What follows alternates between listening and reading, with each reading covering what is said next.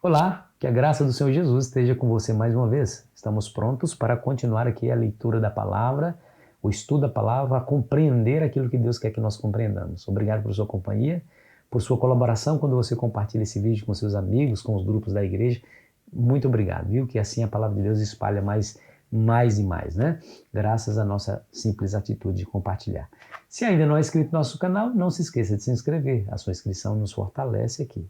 Não se esqueça ao final de deixar o seu gostei também. A sua interação fortalece o nosso canal e o nosso canal mais fortalecido chega a mais lugares. Essa é a grande magia da coisa, né? Quanto mais você interage, mais o nosso canal chega a mais pessoas.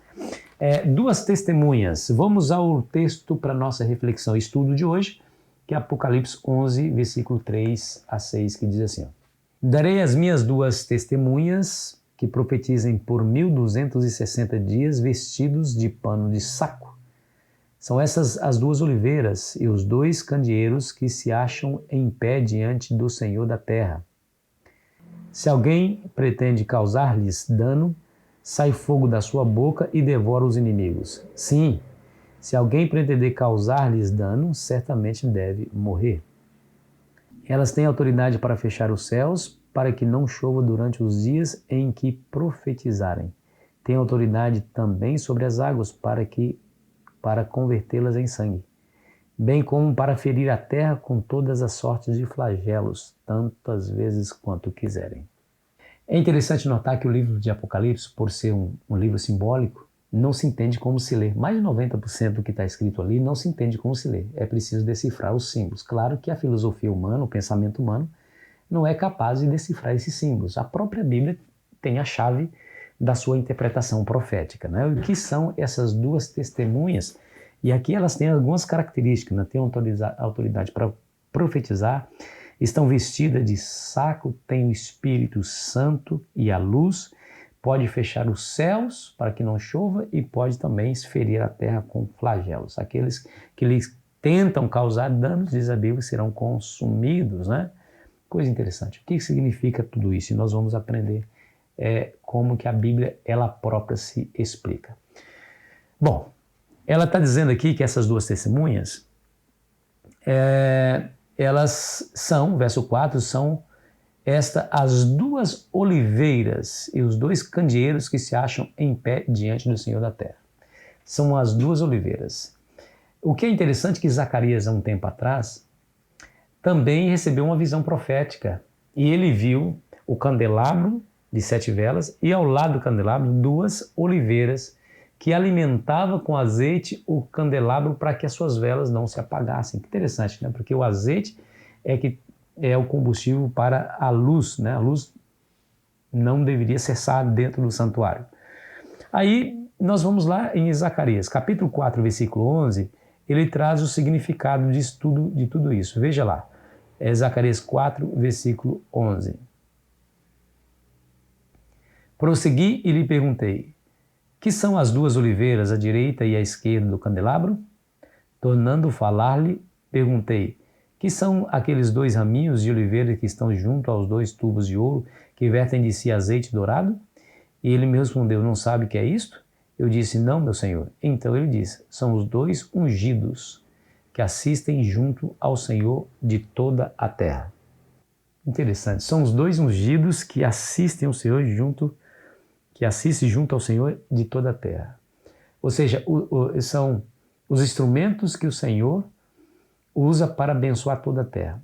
Muito bem, as oliveiras, ela produz o azeite que dá a luz. Muito tempo antes, o salmista Davi nos diz lá em Salmo 119, versículo 105, que lâmpada para os meus pés é a tua palavra e luz para o meu caminho. O azeite também representa o Espírito Santo. E aqui a visão de João aqui em Apocalipse 11 descreve a palavra de Deus sendo proclamada no poder do Espírito Santo que ilumina todo mundo. Olha que interessante, né? Quem são as duas testemunhas? O Velho e o Novo Testamento. Elas deveriam profetizar e trazer luz ao mundo no poder do Espírito, né? Aqui a Bíblia fala que elas, as duas testemunhas, Apocalipse 11, têm poder de fechar os céus para que não caia chuva no tempo em que profetizarem, né? Isso é interessante, sabe por quê? Porque é uma alusão ao profeta Elias, que pela palavra de Deus orou e o céu se fechou e durante 3 anos e meio não deu chuva, né? Ela também é nos dita que ela tem poder de transformar água em sangue. Também pela palavra de Deus, Moisés feriu, falou das 10 pragas para que Faraó libertasse o povo de Deus do Egito, mas pela palavra de Deus ele feriu as águas do rio Nilo que se converteram em sangue pela palavra de Deus. Olha que interessante, né?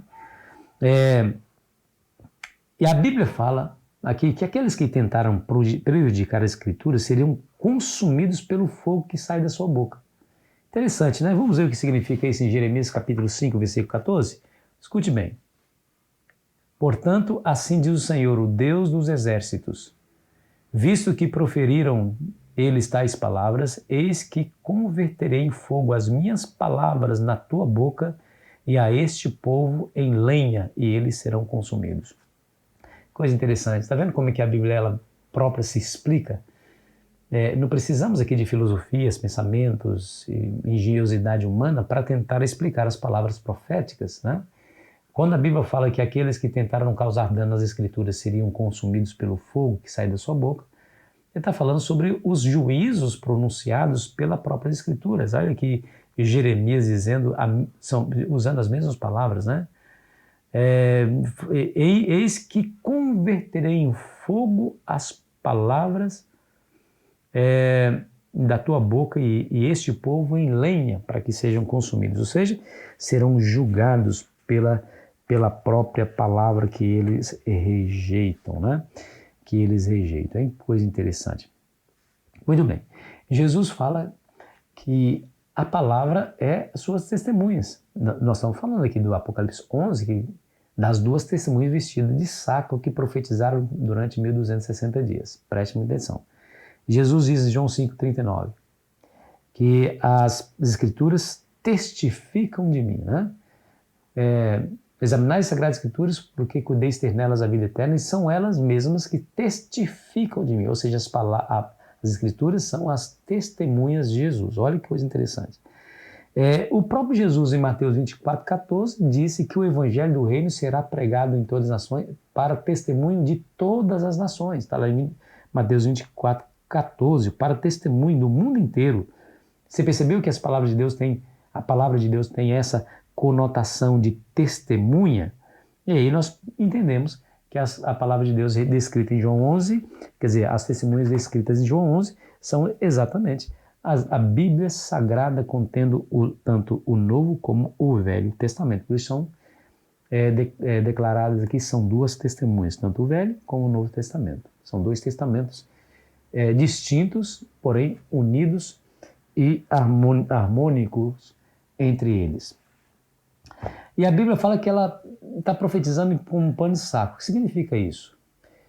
Durante 1260 dias. Bom, você sabe que o 1260 dias é aquele período profético onde a igreja seria perseguida. A igreja estaria marginalizada, né? Estaria nos lugares desertos, os valdenses nos altos dos montes na Itália, os huguenotes, os albigenses, ou seja, a igreja não tinha autoridade para pregar e nem tinha autoridade para existir. Ela era perseguida. Esses homens que eu falei aqui para vocês foram dizimados da terra por conta da igreja romana que se levantou contra eles. Nesse período de 1260 anos, né? Começando no ano 538 depois de Cristo, terminando no ano 1798 com o aprisionamento de Pio VI, o Papa Pio VI, por Berthier, general de Napoleão, justamente na Revolução Francesa. Durante 1260 anos, essas 2 testemunhas estariam testemunhando com pano de saco. Significa que elas seriam proscritas, a Bíblia, né? A Bíblia seria proscrita, ou seja, não seria divulgada, seria acorrentada nos monastérios, seria perseguida, seria rasgada, seria queimada, seria, enfim, haveria de sofrer uma oposição muito grande contra ela mesma. Por isso, a Bíblia fala que ela testemunharia com panos de saco.